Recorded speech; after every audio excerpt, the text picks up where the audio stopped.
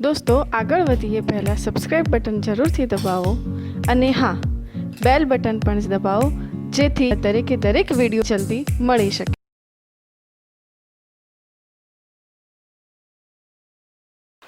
હવે રસાયણ વિજ્ઞાનમાં આપણે ભણીએ છીએ શું તો જુદા જુદા દ્રવ્યો તો દ્રવ્ય અને એનું વર્ગીકરણ એના વિશે હવે આપણે વિગતવાર વાત કરીશું। ધ્યાન રાખજો। તો નવો પોઈન્ટ આપણો છે દ્રવ્ય અને તેનું વર્ગીકરણ। ધ્યાન રાખજો મિત્રો,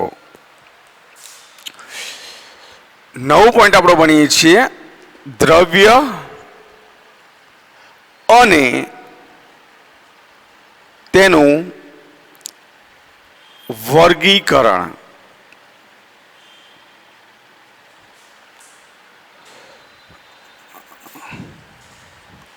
મિત્રો આપણે દ્રવ્ય કોને કહીશું, ધ્યાન રાખજો, દ્રવ્ય કોને કહીશું આપણે મુખ્ય વસ્તુ સમજો।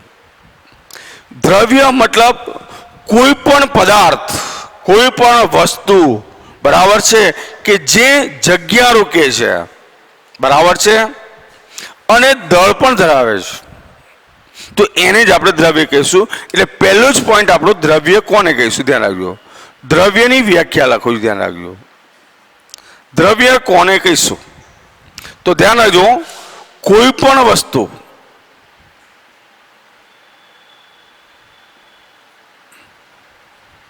કે જે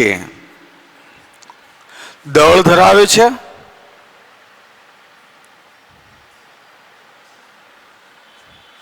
અને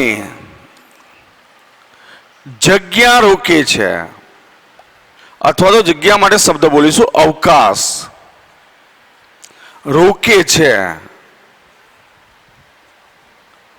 તેને દ્રવ્ય કહે છે। વ્યાખ્યા મિત્રો સમજો, કોઈ પણ વસ્તુ કે જે દળ ધરાવે છે, ધ્યાન રાખજો, તમને ખબર છે વાતાવરણમાં રહેલી હવા પણ દળ ધરાવે છે, તમે પ્રાઇમરી લેવલે પ્રયોગો ભણી ચૂક્યા હશો બરાબર છે, અને જગ્યા પણ રોકે છે તો એને દ્રવ્ય કહીશું। દ્રવ્યનું વર્ગીકરણ મિત્રો બે રીતે આપણે કરી, ધ્યાન રાખજો। એટલે દ્રવ્યનું વર્ગીકરણ આપણે લખીશું કે દ્રવ્યનું વર્ગીકરણ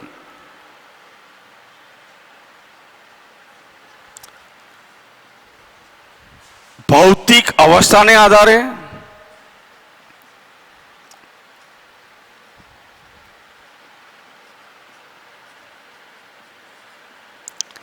અને રાસાયણિક લાક્ષણિકતાના આધારે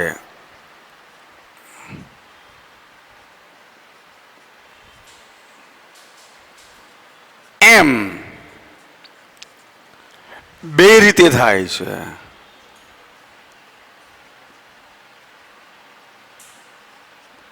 દ્રવ્યનું વર્ગીકરણ કેવી રીતે તો એક તો ભૌતિક અવસ્થાને આધારે અને બીજું રાસાયણિક લાક્ષણિકતાને આધારે બે રીતે દ્રવ્યનું વર્ગીકરણ ભણીએ છીએ આપણે, ધ્યાન રાખજો બરાબર। હવે ભૌતિક અવસ્થાને આધારે રાસાયણિક લાક્ષણિકતા આધારે આખો ચાર્ટ હું મૂકું છું, એ ચાર્ટ બરાબર ધ્યાન રાખજો અને પછી એનો વિગતવાર આપણે અભ્યાસ કરીએ છીએ, ધ્યાન રાખજો। એટલે હવેનો પોઈન્ટ આપણો દ્રવ્યનું વર્ગીકરણ, ધ્યાન રાખજો અને એ ચાર્ટને બરાબર સમજવા પ્રયત્ન કરશો મિત્રો। ટાઇટલ છે આપણું હવેનું દ્રવ્યનું વર્ગીકરણ।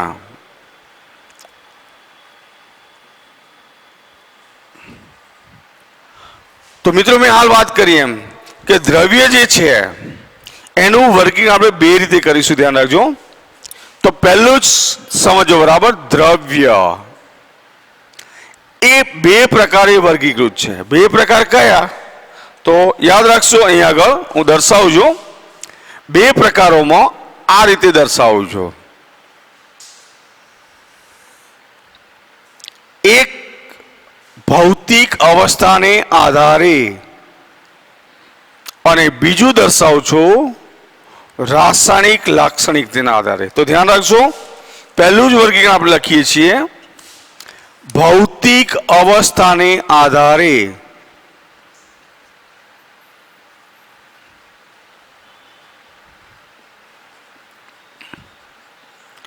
વર્ગીકરણ, બરાબર છે. અને બીજું લખીએ છીએ રાસાયણિક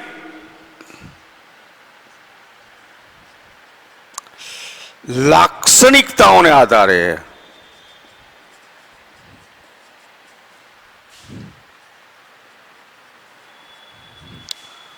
વર્ગીકરણ.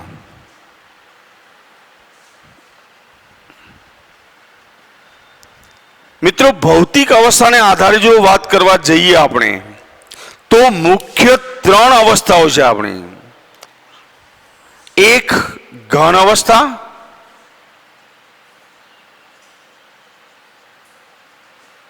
બીજી છે પ્રવાહી અવસ્થા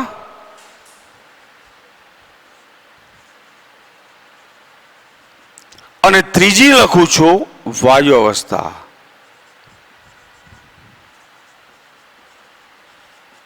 બરાબર છે.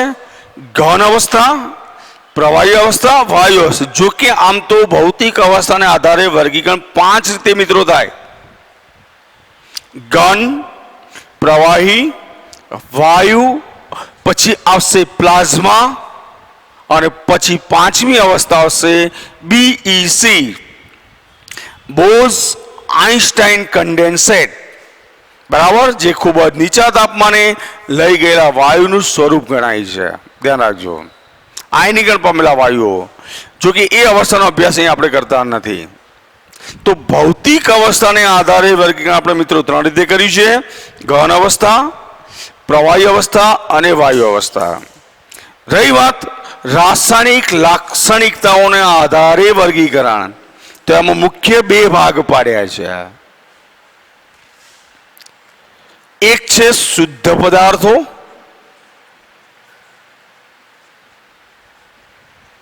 અને બીજું છે મિશ્રણ. શુદ્ધ પદાર્થોને આપણે 2 રીતે વહેંચેલા છે. ધ્યાન રાખજો, એક છે તત્વ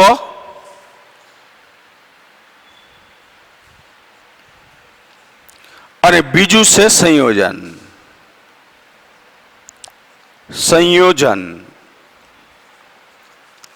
મિશ્રણ મિત્રો 2 પ્રકારે હોય છે: એક સમાંગ મિશ્રણ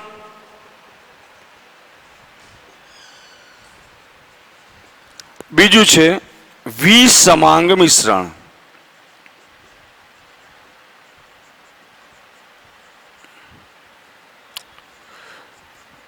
એક કયું લખ્યું? સમાંગ, બીજું વિસમાંગ મિશ્રણ. મિત્રો ધ્યાન રાખજો કે આપણા ચાર્ટને અનુસરીને હવે આપણે વિગતવાર અભ્યાસ કરીએ છીએ. ધ્યાન રાખશો, આ ચાર્ટને આપણે અનુસરવાનું છે. બરાબર મિત્રો, આ ચાર્ટ વ્યવસ્થિત લખી રાખશો. હવે આ પ્રમાણે આપણે ક્રમશઃ વર્ગીકરણને વિગતવાર ભણીએ છીએ. ધ્યાન રાખજો. તો દ્રવ્યનું પહેલું વર્ગીકરણ આપણે ભણીએ છીએ ભૌતિક અવસ્થાને આધારે. બરાબર છે મિત્રો. તો 3 અવસ્થાઓના વર્ગીકરણની વાત કરીએ તો પહેલું જ વાત કરું છું, ધ્યાન રાખજો. ભૌતિક અવસ્થાને પહેલો પ્રકાર એ લઈએ છીએ આપણે. ધ્યાન રાખજો, ભૌતિક અવસ્થાને આધારે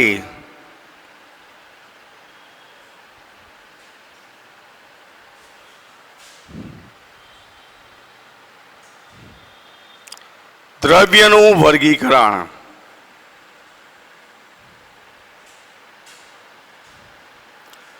મિત્રો સીધું જ સમજવું હોય આપણે. ધ્યાન રાખજો, સીધું જ 3 અવસ્થાઓ સમજી લેવું છે તો એક સામાન્ય બાબત છે. ધ્યાન રાખજો કે દાખલા કે ઘન અવસ્થા કઈ રીતે અલગ પડી. ધ્યાન રાખજો, પ્રવાહી અવસ્થા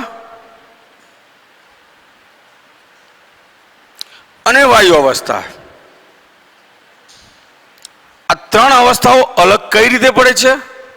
તો એક તો આકારની બાબતમાં અને બીજું કદની બાબતમાં. ધ્યાન રાખજો, ઘન અવસ્થા હશે તો સીધું સમજાવું છું. ધ્યાન રાખજો, આકાર ચોક્કસ, કદ પણ ચોક્કસ. પ્રવાહી હોય તો આકાર હોતો નથી, કદ ચોક્કસ હોય. અને જો વાયુ હોય તો આકાર પણ ચોક્કસ નથી ને કદ પણ ચોક્કસ, એટલે સીધું સમજાઈ જાય આપણને. બરાબર છે. ઘન અવસ્થામાં આકાર અને કદ બંને નિશ્ચિત જ હોય. પ્રવાહી અવસ્થામાં આકાર નિશ્ચિત નથી, જે પાત્રમાં ભરો એવો આકાર પ્રાપ્ત થાય. કદ નિશ્ચિત હોય છે. જ્યારે વાયુ અવસ્થામાં આકાર તો નક્કી નથી જ, પણ કદની બાબતમાં કેવું છે કે જે પાત્રમાં ભરો એ ભરાય એટલી જગ્યા નહીં, આખા પાત્રની જગ્યા રોકે છે. જેમ કે રૂમની અંદર હવા ભરી તો આખા રૂમમાં ફેલાશે. બરાબર છે. તો આ રીતે એનું વર્ગીકરણ થાય છે. હવે ક્રમશઃ પરીક્ષાલક્ષી પોઈન્ટ તો આપણે લખવા પડશે કે પરીક્ષામાં આ રીતે સીધું લખી શકવા નથી, એટલે ક્રમશઃ એક પછી એક અવસ્થા આપણે જોઈએ છીએ. ધ્યાન રાખજો મિત્રો. તો પહેલી જ આપણી અવસ્થા છે, ધ્યાન રાખજો, ઘન અવસ્થા. ધ્યાન રાખો, પહેલી જ અવસ્થા નંબર 1 ઘન અવસ્થા. બે જ પોઈન્ટમાં વાત પૂરી કરી છે. ધ્યાન રાખજો કે ઘન અવસ્થામાં દ્રવ્યને ચોક્કસ કદ, ઘન અવસ્થામાં દ્રવ્યને ચોક્કસ કદ અને આકાર હોય છે. મુખ્ય વાત આ છે, પહેલી જ કન્ડિશન આપણે મૂકી દીધી કે ઘન અવસ્થામાં દ્રવ્યને ચોક્કસ કદ પણ હોય અને બીજું શું હોય છે? આકાર હોય છે. બરાબર છે. અને ઘનમાં ઘટક કણો, કન્ડિશન યાદ રાખજો બધી જ, કે ઘનમાં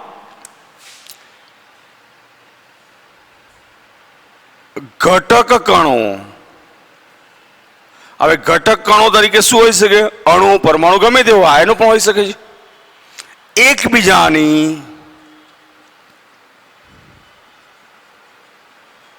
ખૂબ જ નજીક ગોઠવાયેલા હોય છે.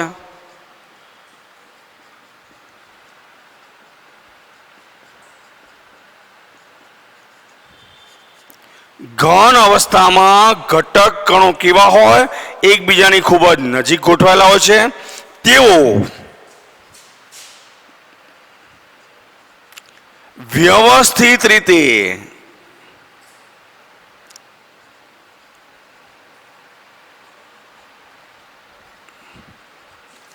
ક્રમબદ્ધ ગોઠવાયેલા હોય છે અથવા જોડાયેલા હોય છે. તેઓ વ્યવસ્થિત રીતે ક્રમબદ્ધ રીતે જોડાયેલા હોય છે. તેથી તેમની હેરફેર માટે, તેથી તેમની વચ્ચે અથવા તેમની હેરફેર માટે જગ્યા હોતી નથી.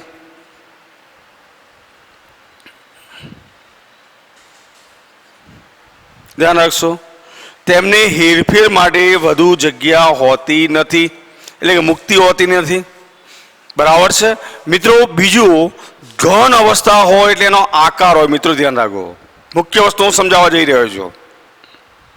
હવે આકાર હશે, ઘનને આકાર છે, તો એમના ઘટક કણોની ગોઠવણી ક્રમબદ્ધ રીતે હોય. અને ક્રમબદ્ધ રીતે હોય તો ચોક્કસ એની સ્ફટિક રચના પણ હોઈ શકે છે. ઘન આપણી જોડે બે પ્રકારના હોય છે મિત્રો, ધ્યાન રાખજો. સ્ફટિકમય ઘન, અસ્ફટિકમય ઘન. સ્ફટિકમય ઘનમાં ઘટક કણોની ગોઠવણી લાંબા ગાળા સુધી આપણે એક સરખી જોઈએ છીએ. અસ્ફટિકમય ઘનમાં ઘટક કણોની ગોઠવણી લાંબા ગાળા સુધી સમાન હોતી નથી, અવ્યવસ્થિત. પણ એમને હેરફેર માટે જો જગ્યા ત્યાં પણ નથી હોતી, સ્ફટિકમય હોય કે અસ્ફટિકમય હોય, અને એટલે જ એમને ચોક્કસ આકાર હોય છે. બરાબર. બીજું, એમની વચ્ચે જુદા જુદા બળો પણ લાગતા હોય, જેમ કે આયનીય બંધ પણ હોય, અંદર સહસંયોજક હોઈ શકે, ધાત્વીય બંધ હોઈ શકે, આણ્વીય ઘન પણ હોઈ શકે. જુદા જુદા પ્રકારના આપણે ઘન મેળવીએ છીએ. બરાબર છે. તો આ રીતે ઘન અવસ્થામાં દ્રવ્યને ચોક્કસ કદ પણ હોય, આકાર હોય છે. ઘટક કણો એકબીજાની ખૂબ જ નજીક ગોઠવાયેલા હોય છે અને વ્યવસ્થિત રીતે ક્રમબદ્ધ જોડાયેલા હોય છે, તેથી તેમની હેરફેર માટે જગ્યા હોતી નથી. હવે રહી વાત ઉદાહરણ, તો દાખલા તરીકે હું લખી શકું છું, ગમે તેટલા ઉદાહરણ લો. દાખલા તરીકે કોપર છે, સિલ્વર છે, આ બધી ધાતુઓ છે, સોનું છે, લાકડું છે, ખાંડ છે, મીઠું છે. આ બધા જ કઈ અવસ્થામાં લઈ શકીએ આપણે? ઘન અવસ્થામાં. તમને જે ઉદાહરણ યાદ આવે ઘનના, એ કોઈ પણ ઉદાહરણ તમે અહીંયા લખી શકો છો. તો મિત્રો, આ પહેલી અવસ્થાની આપણે વાત કરી. કઈ અવસ્થા? ઘન અવસ્થા, જેમાં બે જ મુદ્દા જરૂરી છે, ધ્યાન રાખજો. અવસ્થા નંબર 2 ધ્યાન રાખજો કે અવસ્થા નંબર 2 ની અંદર વાત કરી છે. નંબર 2 પ્રવાહી અવસ્થા. તો પ્રવાહી અવસ્થાની અંદર પણ હું જે લાક્ષણિકતાઓ લખું છું, બરાબર ધ્યાનથી સમજજો કે પ્રવાહી અવસ્થામાં શું પરિસ્થિતિ છે. ધ્યાન રાખજો. તો નંબર 2 લઈએ છીએ, પ્રવાહી અવસ્થા.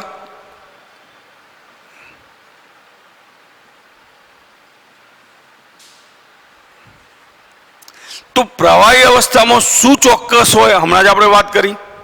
તો પ્રવાહી અવસ્થામાં દ્રવ્યને ચોક્કસ કદ હોય છે, બરાબર છે. એટલે આપણે લખી શકીએ છીએ, પ્રવાહી અવસ્થામાં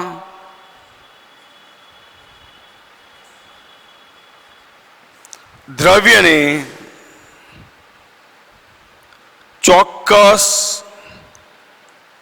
કદ હોય છે. જેમ કે પાણીને કોઈ પાત્રમાં ભર્યું છે, તો પાણીનું કદ તો નિશ્ચિત હોય ને, ml માં કે લીટરમાં, બરાબર છે. તો એ નિશ્ચિત છે, પરંતુ બરાબર પણ ચોક્કસ આકાર હોતો નથી.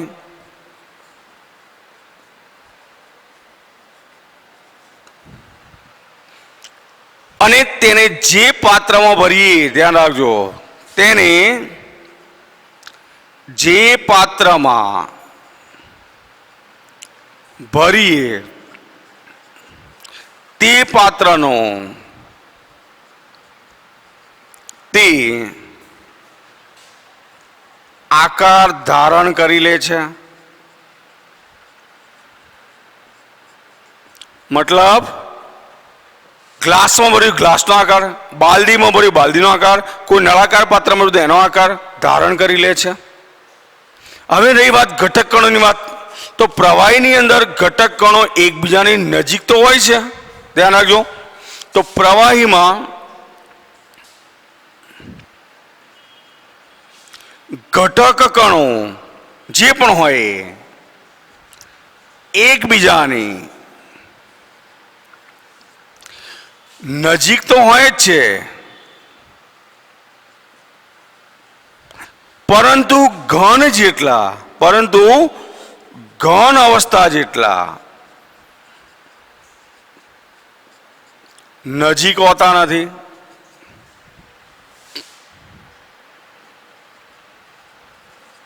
મેં લખ્યું છે મિત્રો, બરાબર સમજો કે પ્રવાહી અવસ્થામાં ઘટક કણો એકબીજાની નજીક તો હોય જ છે, પરંતુ ઘન અવસ્થા જેટલા નજીક હોતા નથી. અને તેથી બરાબર છે, તેથી તેઓ હેરફેર કરી શકે છે.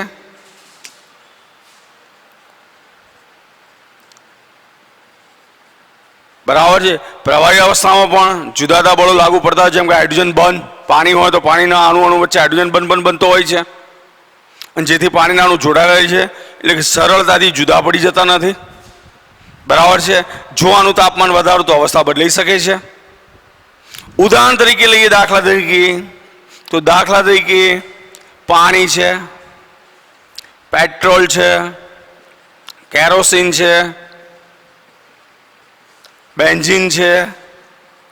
આ બધા જ પ્રવાહીના ઉદાહરણ છે, ધ્યાન રાખજો.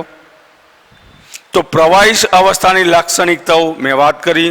એક બીજો મહત્વનો પોઈન્ટ મિત્રો, કદાચ બુકમાં ના વાંચ્યો હોય તો અહીંયા એક પોઈન્ટ ઉમેરું છું મિત્રો, કે પ્રવાહી સ્વભાવે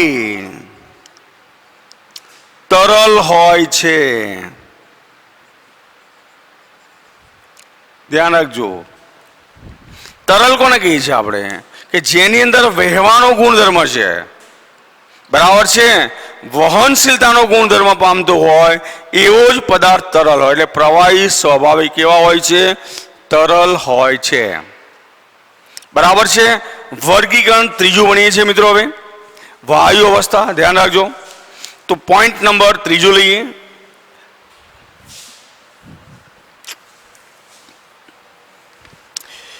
બરાબર સમજવાનો પ્રયત્ન કરશો અને દરેક વસ્તુ નોંધ કરવાનો આગ્રહ રાખજો મિત્રો. ત્રીજી અવસ્થા લઈએ છીએ. અવસ્થા નંબર 3, વાયુ અવસ્થા.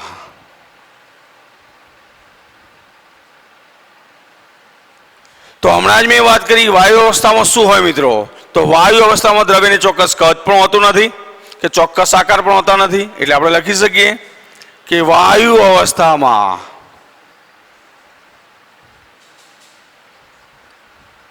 દ્રવ્યને ચોક્કસ કદ કે ચોક્કસ આકાર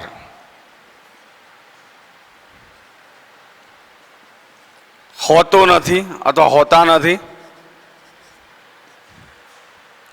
ચોક્કસ કદ પણ ના હોય અને ચોક્કસ આકાર પણ હોતા નથી. બરાબર છે. અથવા હોતો નથી કે હોતા નથી, કોઈ વાંધો નહીં. તેથી અથવા એમને તેથી વાયુને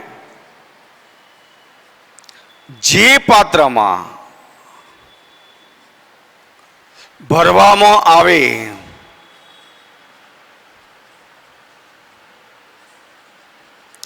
તે પાત્રની સંપૂર્ણ જગ્યા રોકે છે.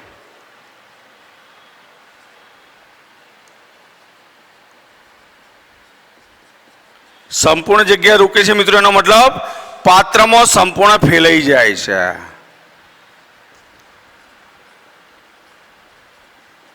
બધે જ ફેલાય છે.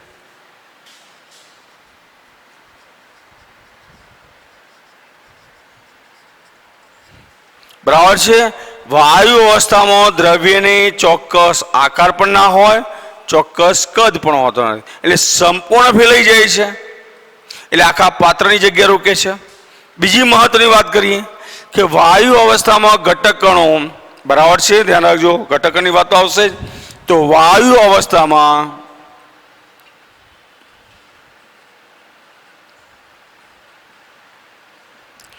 ઘટક કણો ઘન અને પ્રવાહી અવસ્થાની સરખામણીમાં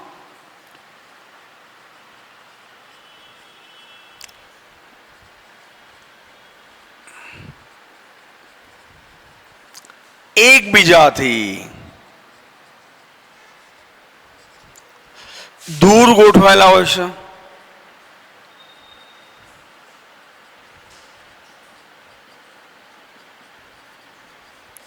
વાયુ અવસ્થામાં શું છે? વાયુ અવસ્થામાં ઘટક કણો પ્રવાહી અને ઘન અવસ્થાની સરખામણીમાં એકબીજાથી દૂર હોય છે. બરાબર છે. અને તેથી તેમની હેરફેર, ધ્યાન રાખજો, તેથી તેમની હેરફેર સરળ અને ઝડપી હોય છે. વાયુ અવસ્થાના ઘટક કણો જે છે ઘન અને પ્રવાહીની સરખામણીમાં કેવા હોય? એકબીજાથી દૂર ગોઠવાયેલા હોય મિત્રો. અને એટલે એમની હેરફેર છે એ બરાબર છે, સરળ છે, ઝડપી છે. બીજી મહત્વની વાત કરી હતી કે જે પાત્રમાં ભરીએ છીએ આખા પાત્રની જગ્યા પોતે રોકે છે. બરાબર છે. ઉદાહરણની વાત કરીએ આપણે તો દાખલા તરીકે જુદા જુદા વાયુ લઈ શકીએ. દાખલા તરીકે N2 વાયુ છે ગેસ સ્વરૂપ, O2 વાયુ છે, H2 વાયુ છે, રાંધણ ગેસ છે વગેરે. આ બધી કઈ અવસ્થાઓ હશે? વાયુ અવસ્થાઓ. ધ્યાન આપો. હવે દ્રવ્યની ત્રણેય અવસ્થાઓની મિત્રો વાત કરીએ, બરાબર છે? તો ત્રણેય અવસ્થાઓ એકબીજામાં રૂપાંતરિત થાય કે ના થાય? પ્રશ્ન આપણો આ છે. તો દબાણ અને તાપમાનની જો ચોક્કસ પરિસ્થિતિ રાખવામાં આવે, હું જે કહું છું ધ્યાન રાખજો, દબાણ અને તાપમાનની ચોક્કસ પરિસ્થિતિમાં દ્રવ્યની ત્રણેય અવસ્થામાં ફેરફાર થાય છે, બરાબર છે? એટલે હું લખું છું, ધ્યાન રાખજો કે તાપમાન અને દબાણની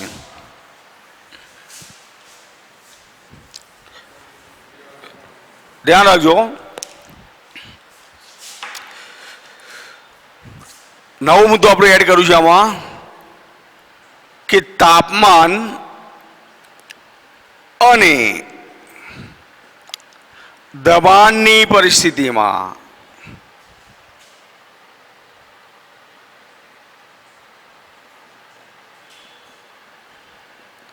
ફેરફાર કરવાથી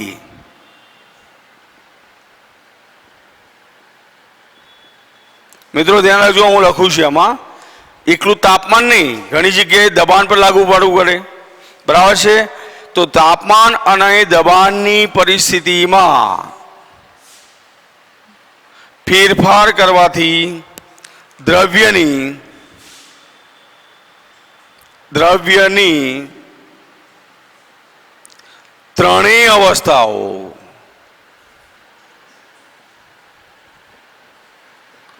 એકબીજામાં રૂપાંતરિત થઈ શકે છે અથવા કરી શકાય છે. કેવી રીતે મિત્રો? તો ધ્યાન રાખો, દાખલે ઘન અવસ્થા છે, હું પહેલી અવસ્થા ઘન લખી, ઘન અવસ્થામાંથી પ્રવાહી અવસ્થા, ધ્યાન રાખજો ક્યારે શક્ય છે પ્રવાહી અવસ્થા, અને પ્રવાહી અવસ્થામાંથી વાયુ અવસ્થા.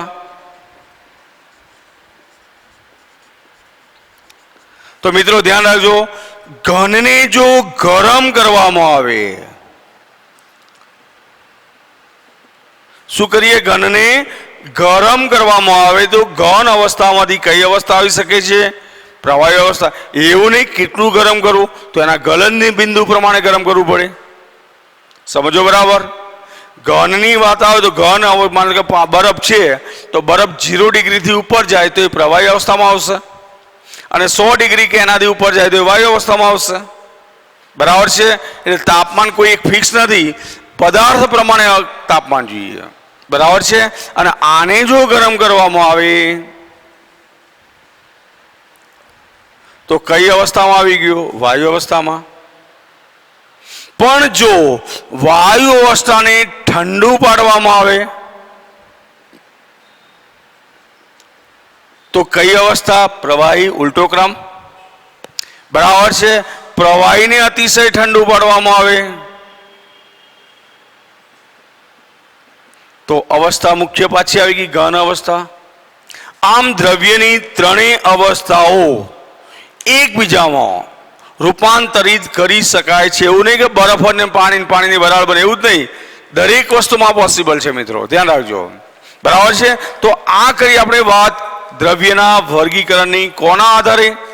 તો ભૌતિક અવસ્થાને આધારે આપણે આ વર્ગીકરણની વાત કરી, ધ્યાન રાખજો, બરાબર છે મિત્રો? ફરીથી કહું છું, ધ્યાન રાખજો, વર્ગીકરણ બીજું ભણતા પહેલા ભૌતિક અવસ્થાને આધારે વર્ગીકરણની વાત આવે તો એક તો આકાર, બીજું કદ, અને ત્રીજું ઘટક કણોની ગોઠવણી.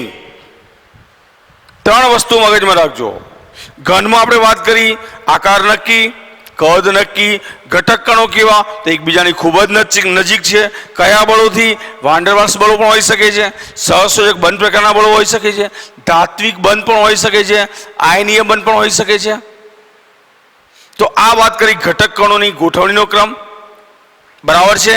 બીજી વાત, પ્રવાહી અવસ્થામાં આવ્યા તો પ્રવાહી અવસ્થામાં શું હતું?